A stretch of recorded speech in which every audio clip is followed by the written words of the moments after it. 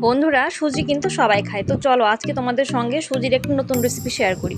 তো বন্ধুরা, এই রেসিপিটা কিন্তু আমার মায়ের আর মা যখন এসেছিল তখনই কিন্তু এটা বানিয়েছিল, কিন্তু শেয়ার করা হয়নি।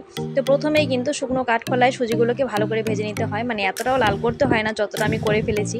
তো মা বলছিল যে এটাকে এত লাল করতে হয় না। তো প্রথমেই কিন্তু কড়াইতে তেল নিয়ে তারপর তেলটা গরম হওয়ার পর সেখানে কারি পাতা আর লঙ্কা ফোড়ন দিতে হয়।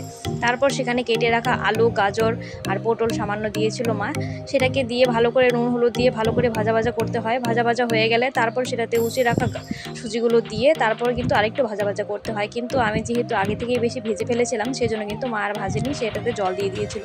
আর বন্ধুরা, এটাতে কিন্তু অতটা বেশি জল দিতে হয় না যতটা আমরা সুজি বানানোর সময় ইউজ করি। তো এরপর এতে কিন্তু পরিমাণ মতো একটু লবণ আর একটু চিনি দিয়ে দিতে হবে। তারপর কিন্তু নামানোর সময় সামান্য একটু মা গরম মশলা অ্যাড করে দিয়েছিল।